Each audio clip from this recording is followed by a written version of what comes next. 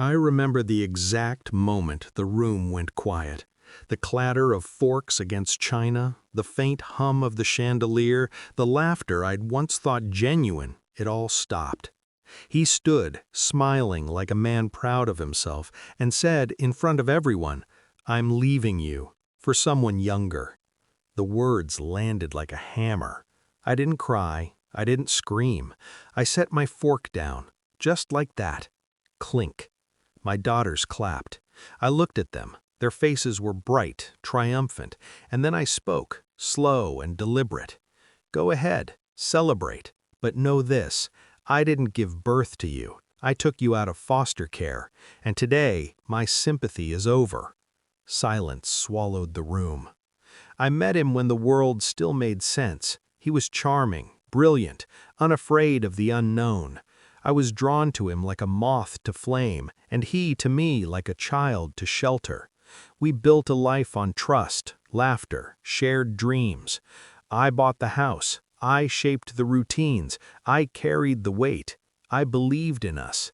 And then, slowly, the cracks appeared. It started with small things. Text messages I caught out of the corner of my eye, late nights he couldn't explain, little lies. At first I blamed myself. Perhaps I had changed, perhaps I had failed him, but the evidence mounted. Photos on a phone left unlocked, lunches he said were work meetings, a name that didn't belong to me. Shock wrapped around me like a cage. Anger rose, but I swallowed it. He thought I was broken, that I'd crumble, that I'd beg. Instead, I watched. I planned. Every move measured, every response calculated. I hired lawyers quietly. I consulted financial advisors. I traced his assets, mapped his daily routines, every weakness in his carefully constructed life. I never acted on emotion. I acted on opportunity. Opportunities were endless when you know your opponent under the skin. I didn't need drama. I needed precision. I remember the day I began dismantling him. First, I quietly refinanced the house in my name. Nothing flashy, nothing visible. Then I redirected the joint accounts, subtle transfers that left him scrambling when he noticed. Friends and colleagues, slowly I seeded information about his infidelity, just enough to look accidental but persuasive. People I once thought loyal suddenly looked at him differently, doubted him, questioned his integrity. Every step I took he remained blind, confident in his superiority. Arrogance is always a weakness. Then came the final stroke. The company he had managed like a crown jewel, my hidden consultations ensured a legal technicality stripped him of decision-making powers. Public humiliation, silent but effective. No one could touch me.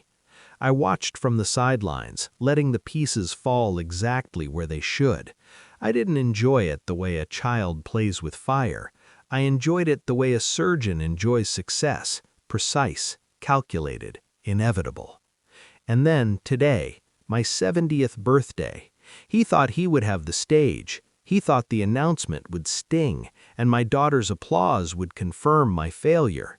I let the scene play. Let the humiliation linger in the air. Then I spoke. "Go ahead, celebrate."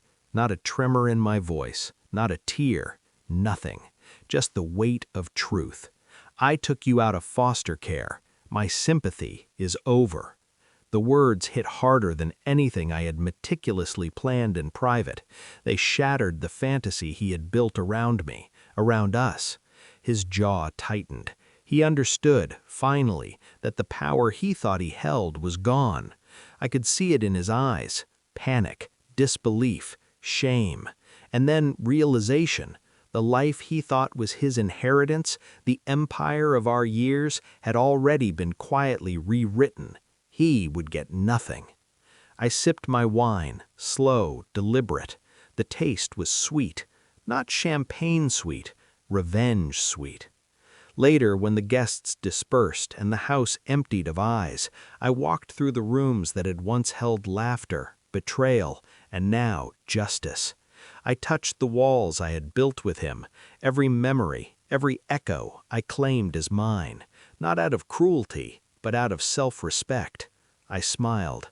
I didn't need apologies. I didn't need closure from him. I needed this, the knowledge that I had outmaneuvered the man who thought he could humiliate me, that I had turned betrayal into triumph, that I had proven in the calmest, most unshakable way that I would never be anyone's victim again. Today, I am free. Sympathy is over. And in that clarity, I find a kind of joy sharper than any heartbreak, sweeter than any love, and colder than any betrayal could ever be.